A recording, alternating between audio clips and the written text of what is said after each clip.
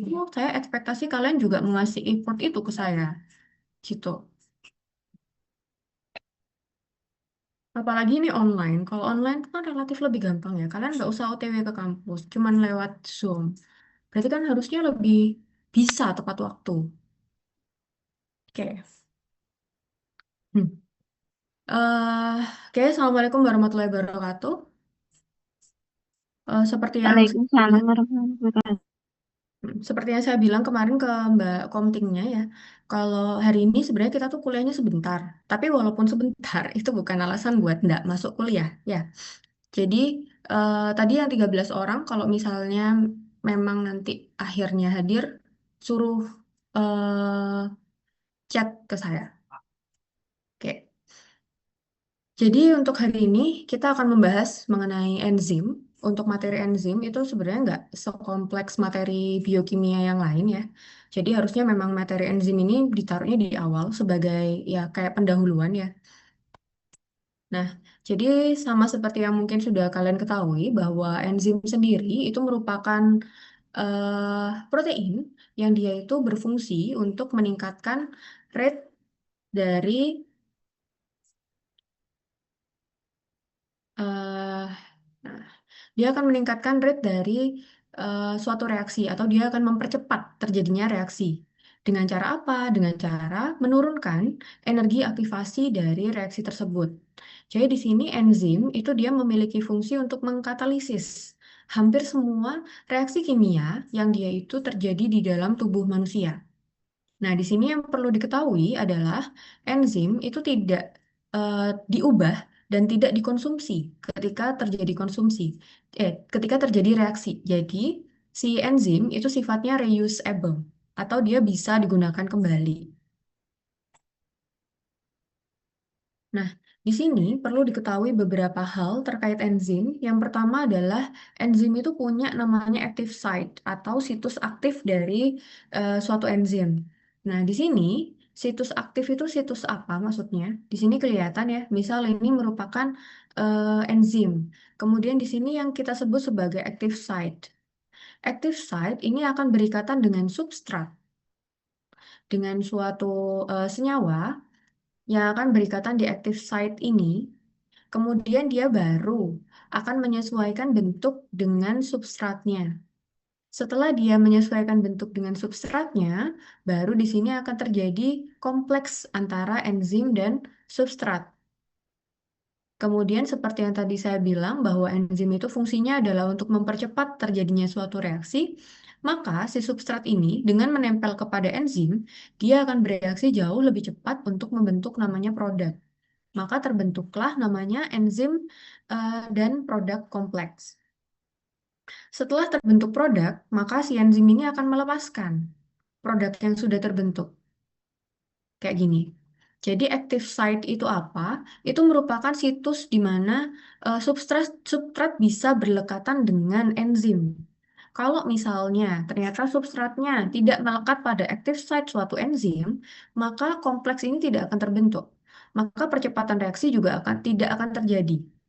Jadi intinya kalau mau reaksinya dipercepat oleh enzim, maka dia substrat itu harus berikatan pada active site-nya.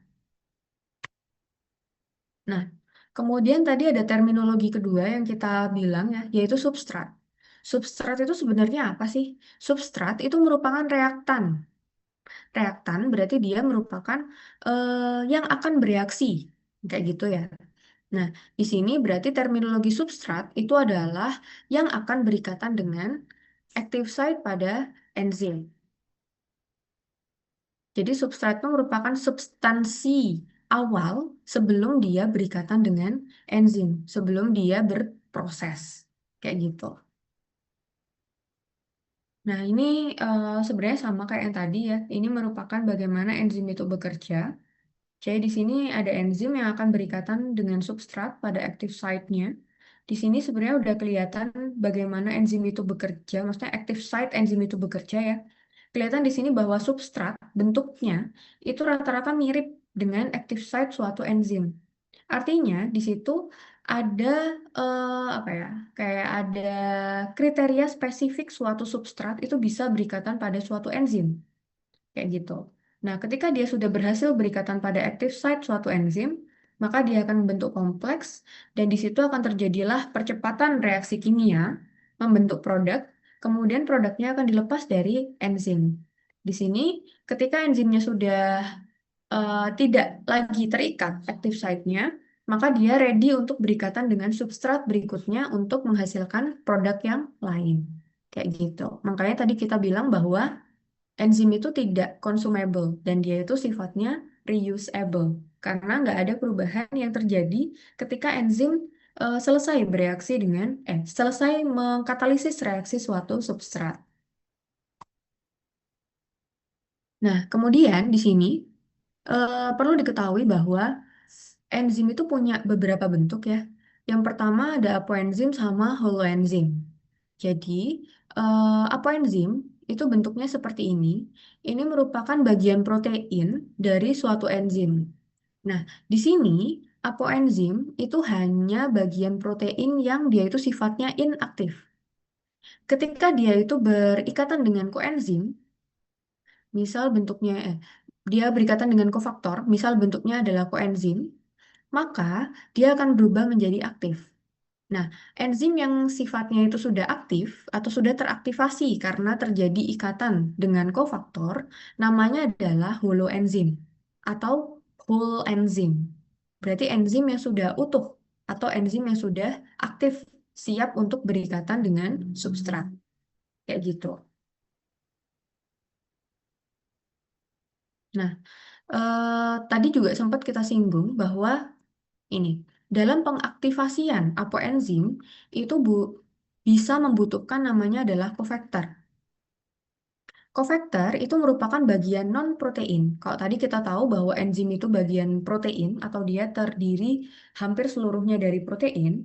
Nah, ini pengaktifannya itu dengan kofaktor yang merupakan bagian non-protein di mana dia akan berikatan pada suatu enzim. Nah, itu ikatannya bisa either tightly berarti ikatannya terjadi dengan kuat, atau loosely, berarti dia ikatannya tidak kuat, artinya dia bisa lepas. Nah, tergantung dari jenis ikatan dan senyawa yang mengikat pada suatu enzim yang tadi kita sebut sebagai kofaktor, itu dibagi lagi menjadi dua. Ada dua jenis kofaktor ya, namanya yang pertama adalah koenzim dan yang kedua adalah prosthetic group. Jadi di sini kalau koenzim sama-sama di sini ya, sama-sama kofaktor, jadi dia merupakan bagian non-protein, pun sama seperti prosthetic group itu juga bagian non-protein. Yang beda itu adalah jenis ikatannya. Kalau si koenzim dia itu loosely bound, itu apoenzim. Nah, dengan ikatan non-kovalen. Artinya, dia di situ bisa lepas. Dia di situ bisa digantikan dengan koenzim yang serupa. Contohnya adalah misal vitamin atau komponen yang diderivasikan dari vitamin. Sedangkan kalau prosthetic group sama-sama non-protein, tapi bedanya dia itu akan tightly bound dengan ikatan kovalen. Artinya, dia itu sifatnya hampir tidak reversible, tidak mudah untuk lepas dan digantikan. Seperti itu. Nah, jadi kalau misalnya kita simplifikasikan ya, simplifikasikan struktur dari enzim, enzim itu dibagi menjadi dua ya. Tadi ada yang simple enzim, cuman protein aja isinya, dan dia langsung aktif, langsung menjadi whole enzim. Tapi ada juga enzim yang sifatnya itu kompleks, atau tadi kita sebut sebagai holoenzim. Kalau dia merupakan holoenzim, maka dia memiliki bagian protein dan bagian non-protein. Bagian proteinnya kita sebut sebagai apoenzim. Bagian non-proteinnya kita sebut sebagai kofaktor. Kemudian, kofaktor tadi dibagi lagi menjadi dua bagian. Sama-sama merupakan bagian non-protein, tapi kalau yang koenzim, dia itu loosely bound atau dia ikatannya itu lemah, sedangkan kofaktor yang prosthetic group, dia itu ikatannya lebih kuat. Gitu ya.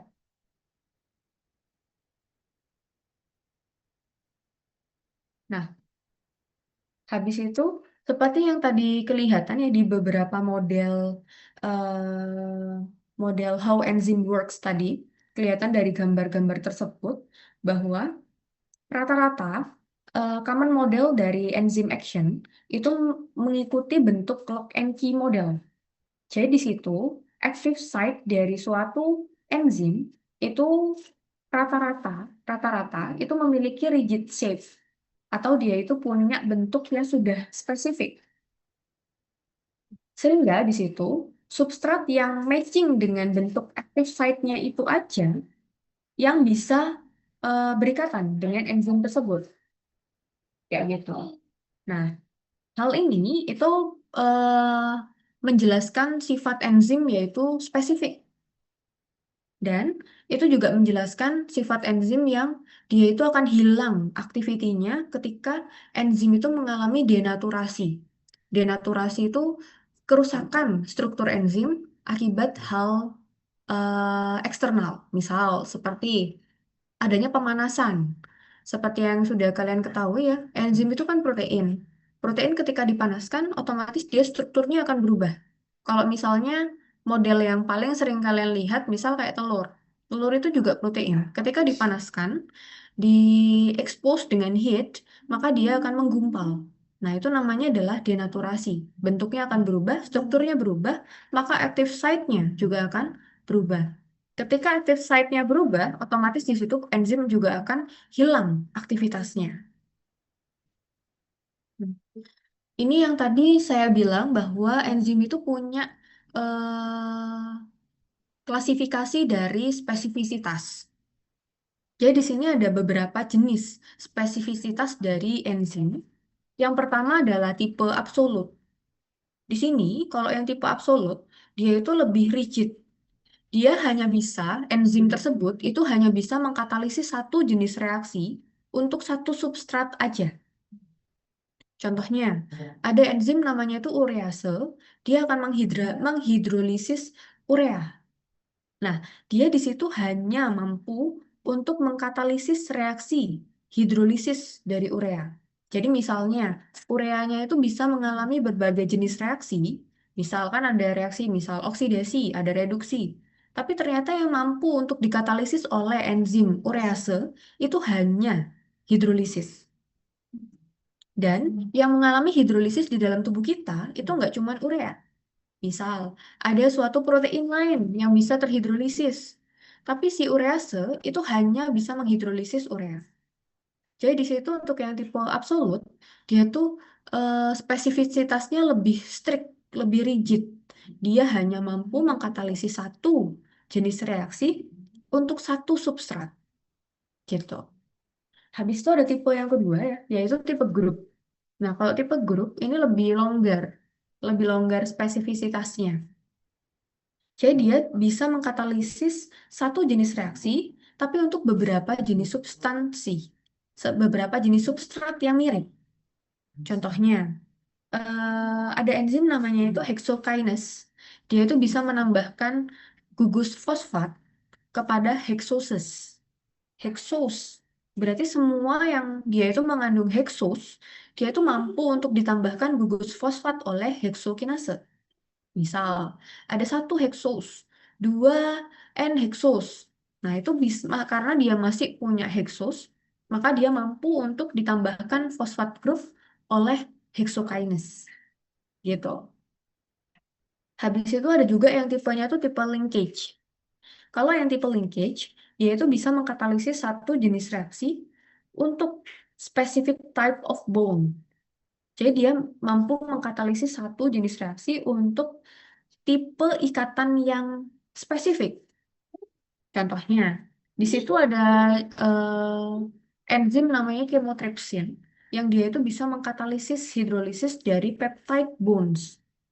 Jadi, mau itu substratnya apa dengan apa, asalkan dia dihubungkan oleh ikatan peptida, maka di situ si chymotrypsin bisa membantu proses hidrolisisnya. Kayak gitu. Jadi di situ yang dipentingkan adalah ikatannya. Mau mengikat apa dengan apa itu tidak dispesifikkan. kalau dia tipenya linkage gitu. Habis itu, eh, kenapa sih kok enzim itu penting di tubuh kita? Kan dia cuma mempercepat reaksi. Dia cuma mengkatalisis suatu reaksi. Nah, di sini penting karena memang beberapa jenis reaksi itu membutuhkan namanya aktivasi energi yang besar.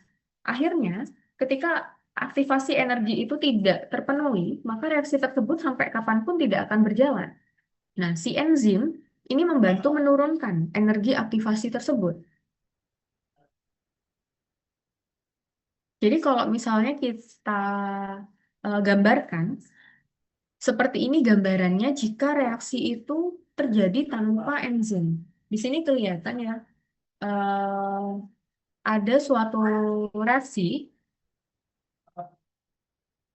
di mana si laktosa itu akan dipecah menjadi glukos dan galaktosa. Seperti yang kalian tahu ya, laktosa itu kan dia disakarid, mau dipecah menjadi monosakarida bentuknya adalah glukosa dan galaktosa. Jika tanpa enzim, jika tanpa enzim, maka dia harus melewati energi aktivasi sebesar ini. Artinya, energi yang dibutuhkan hanya untuk memecah satu laktosa itu akan banyak. Nah, ini kan tidak efisien. Tidak efisien dalam hal apa? Dalam hal akhirnya di situ tubuh kita akan mengeluarkan lebih banyak energi hanya untuk memecah satu molekul. Dan yang kedua, akhirnya dia membutuhkan lebih banyak waktu. Artinya di sini, kalau dalam konteks pemecahan monosakarida, maka ini akan lebih lama untuk dikonvert menjadi energi. Kayak gitu ya. Nah, tapi dengan adanya bantuan dari enzim, enzimnya adalah laktase, maka di sini laktosanya itu lebih gampang untuk dipecah menjadi glukos dan galaktos. Akhirnya di sini kelihatan ya, energi aktivasinya itu diturunkan oleh si enzim. Akhirnya tubuh kita mau memecah satu molekul laktosa itu lebih cepat dan energi yang dikeluarkan itu lebih sedikit gitu. Akhirnya kalau dalam konteks biokimia, maksudnya perubahan si glukos menjadi ATP atau menjadi energi, ya terjadinya juga lebih cepat kayak gitu. Nah, ini kalau digambarkan dalam bentuk kurva ya, seperti yang tadi sudah kita singgung, bahwa di sini kelihatan kalau dia itu tanpa enzim, energi aktivasinya lebih tinggi secara signifikan. Akhirnya di sini, energi yang dibutuhkan untuk melakukan suatu reaksi itu jauh lebih tinggi juga. Sedangkan kalau di sini dibantu oleh enzim, di sini energi yang dikeluarkan lebih sedikit, habis itu waktu yang dibutuhkan juga lebih cepat. Kayak gitu.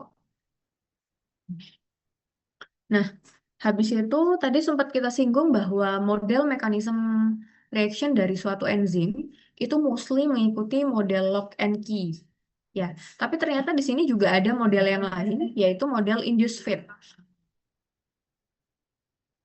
Kalau model yang lock and key, seperti yang tadi sudah kita sampaikan ya, bahwa dia itu active site-nya punya model yang rigid, atau dia itu sudah punya bentuk yang spesifik yang diekspektasikan dari substratnya itu untuk nempel. Jadi ketika si substratnya itu bentuknya tidak sesuai, maka dia tidak bisa nempel. Nah, Ini ini merupakan induced fit model.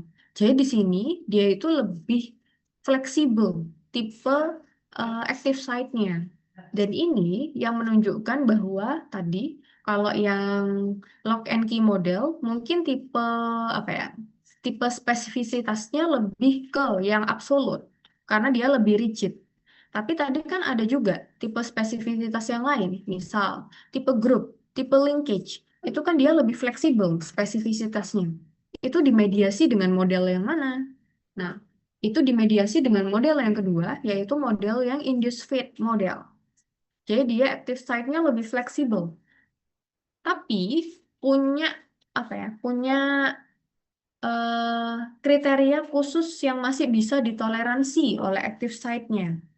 Jadi walaupun di sini dia sifatnya fleksibel, tidak semua substrat mampu untuk berikatan pada active site pada enzim tersebut.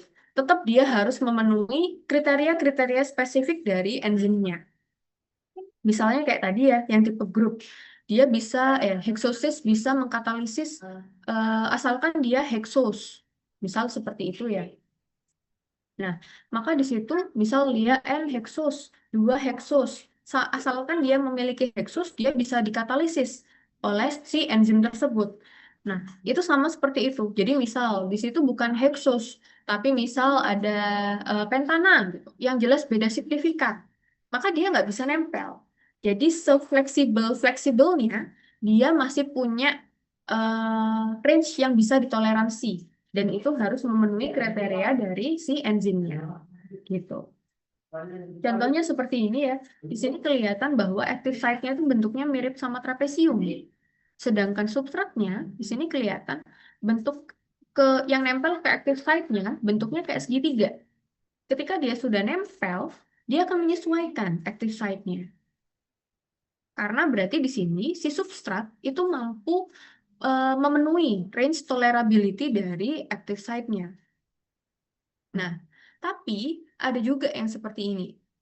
Ini active site dari suatu enzim.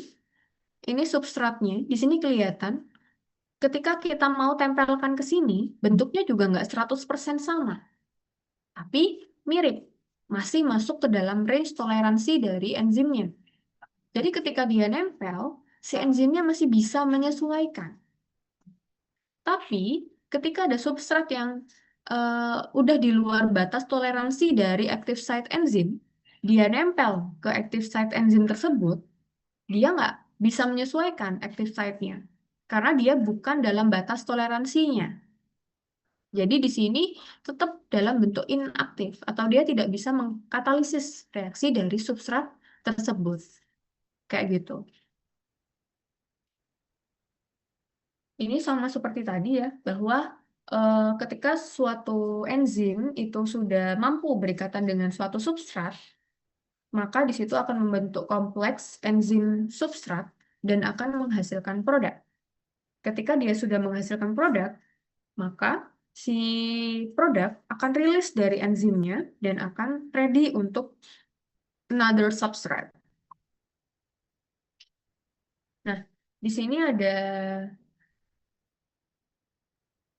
beberapa faktor yang dia itu bisa mempengaruhi aktivitas dari enzim.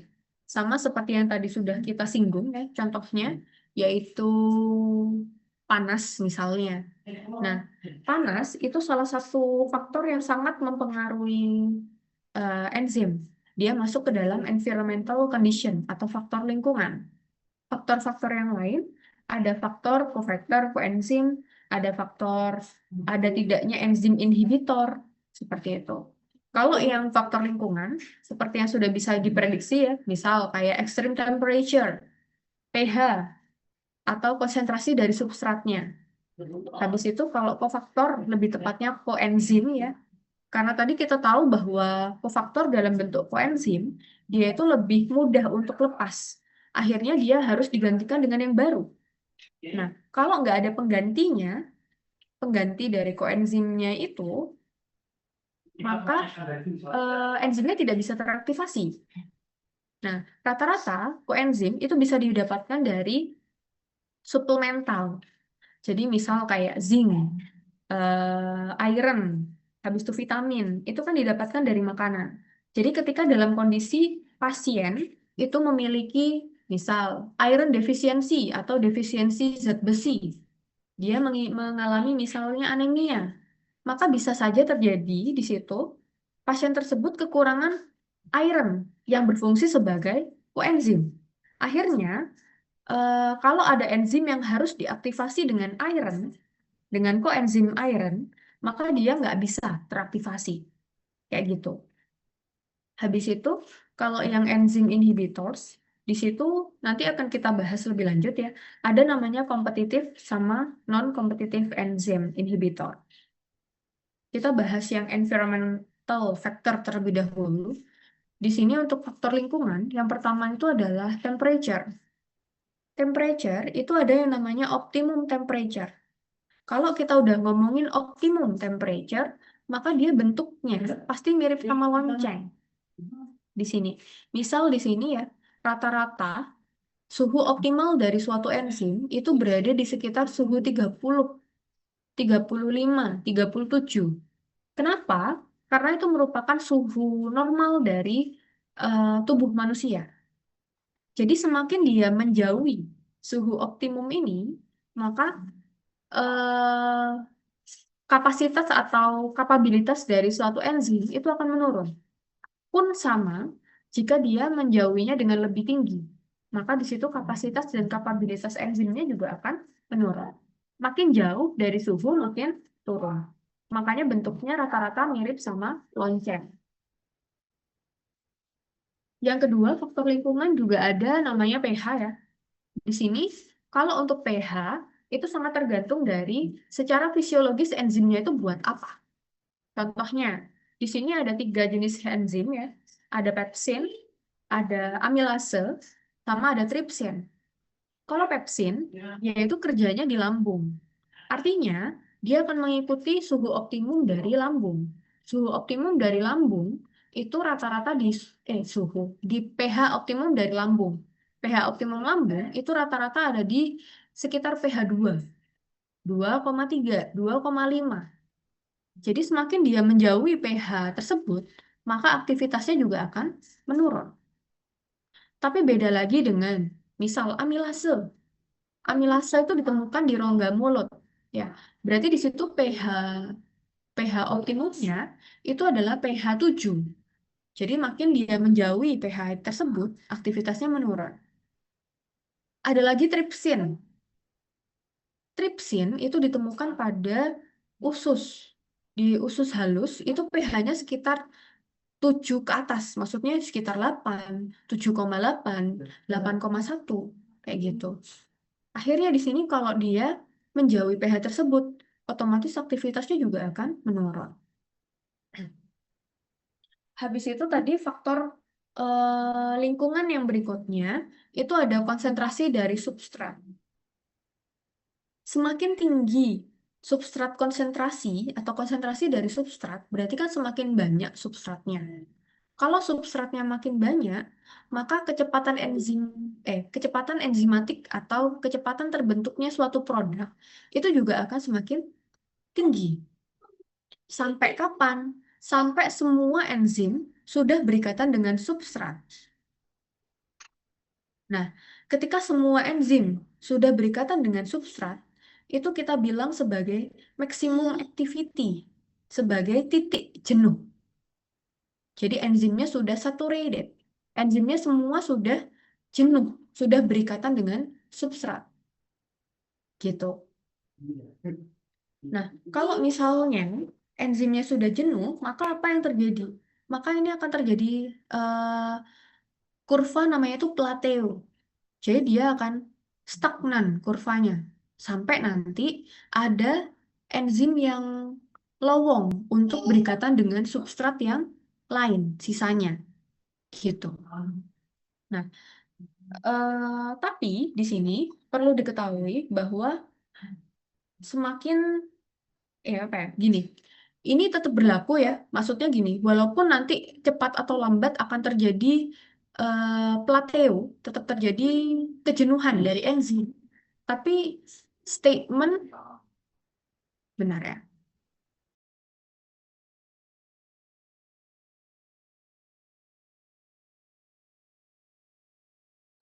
Tapi di sini statement semakin banyak substrat, maka semakin cepat reaksi enzimatiknya tetap berlaku.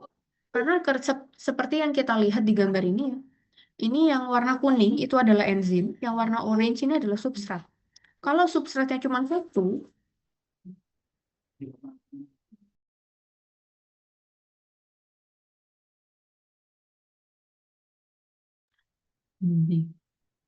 kalau substratnya di sini cuma satu atau cuma dua, di sini kelihatan ya, maka reaksinya juga akan berjalan dengan lambat. Karena enzim yang lain itu nggak ada substrat yang diikat. Dan di sini Kalau di sini semakin banyak substratnya, maka semakin banyak enzim juga yang occupied. Nah, maka di sini akan terjadi pembentukan produk lebih cepat. Nah, maksimumnya ketika kapan? Maksimumnya ya ketika di sini substratnya sudah melebihi jauh dari enzimnya dan semua enzim sudah berikatan dengan substrat. Maka di sini yang tadi saya bilang adalah maksimum velocity atau kecepatan maksimum. Yang tadi kita bilang bahwa enzim itu sudah jenuh.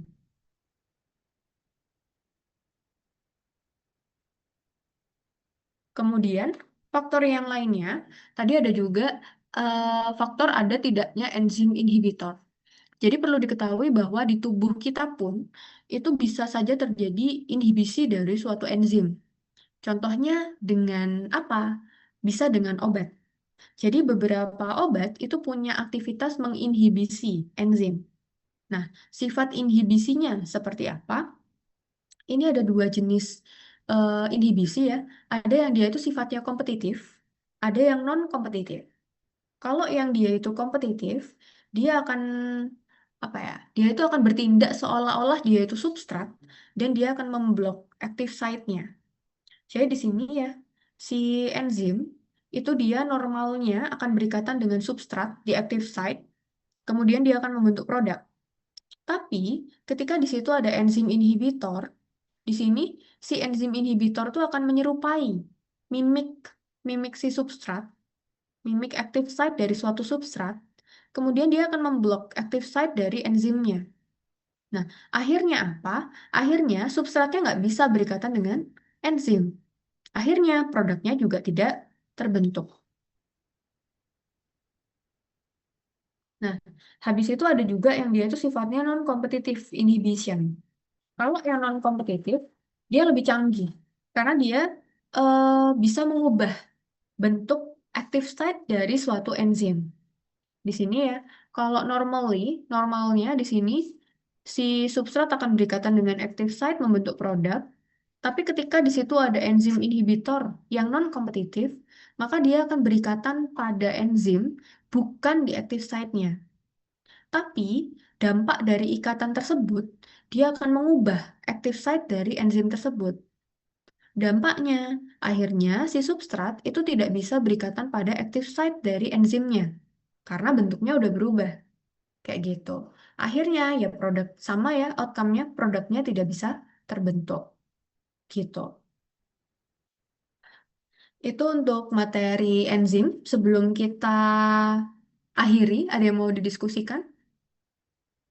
Cepat kan? Mohon Cuma izin 50 bertanya, menit. Ibu. Hah? Gimana Mbak Putri? Ya, mohon izin bertanya, Ibu. Ya, silakan. Ah, jadi kan Ibu untuk pernah menyinggung yang mengalami enzim itu pernah bisa mengalami degradasi. Nah, apakah hasil degradasinya itu bisa dimanfaatkan lagi oleh tubuh atau langsung bisa dieliminasi, Ibu? Enzim bisa mengalami denaturasi. Habis itu hasil denaturasinya seperti apakah bisa dimanfaatkan lagi atau tidak. Nah, itu tergantung ya. Soalnya kan eh, masing-masing gini, tergantung dua hal. Yang pertama, dia itu apa ya, degree denaturasinya itu seperti apa. Berarti kayak tingkat kerusakannya itu seperti apa, separah apa. Habis itu yang kedua, enzimnya itu consist of apa aja. Misalnya, yang kita pertimbangkan yang pertama dulu ya, kerusakannya separah apa? Misalnya gini, ada suatu enzim, bentuknya seperti ini. Ini active site-nya misalnya. Habis itu ternyata yang terekspos dengan heat itu yang sebelah sini. Misal karena apa ya? Soalnya kalau di tubuh manusia normal itu kan nggak ada temperature ekstrim ya. Manusia dikategorikan demam itu dia di 37,5 derajat Celcius. Berarti di dalam tubuh manusia itu mungkin di 39 atau maksimum di 40. Itu masih belum merupakan temperatur yang bisa merusak enzim. Ya, kalau konteksnya di dalam tubuh manusia. Kalau konteksnya secara in vitro, berarti enzim tersebut kamu ambil, habis itu kamu buat reaksi di luar tubuh manusia. gitu ya. Maka dia terekspos dengan heat misalnya. Habis itu konteks yang tadi terjadi berarti.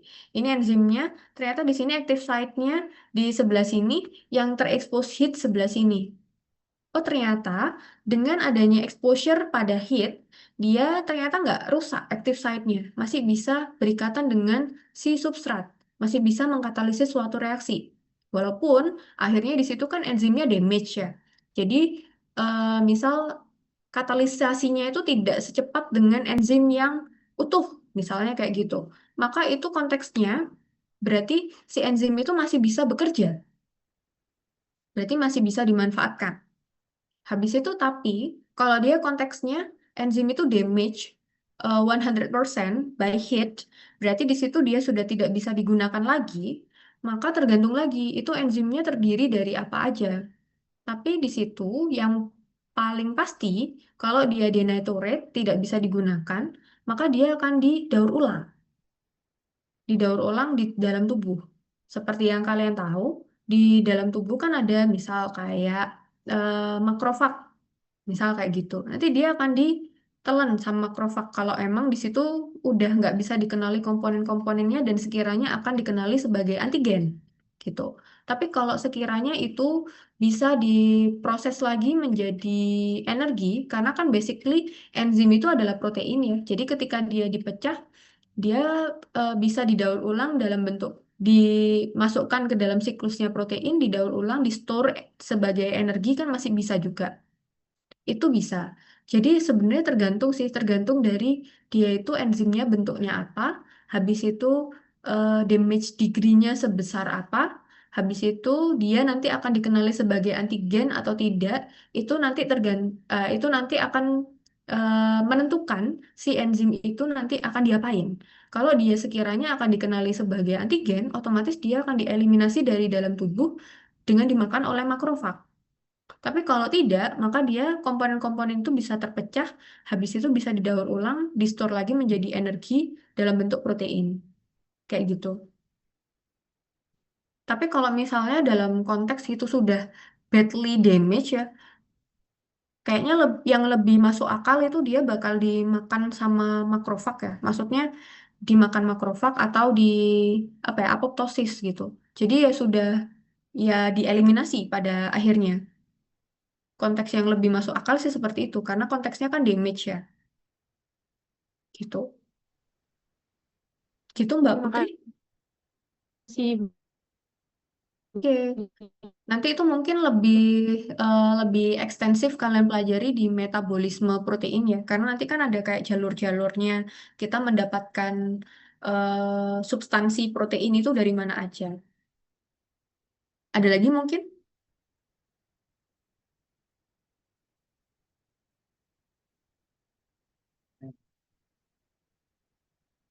Untuk minggu depan berarti kita bahas metabolisme lipid ya.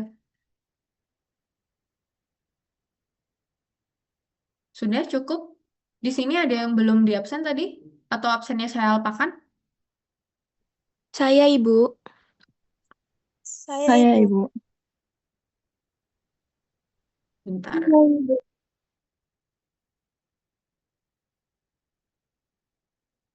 Jam 7 booking.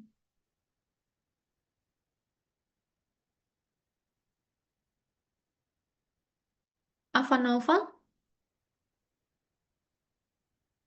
Nabila Putri, Hadir Ibu. Olga, Hadir Ibu. Pak Mohon Pajrotus, maaf Ibu, saya juga. siapa?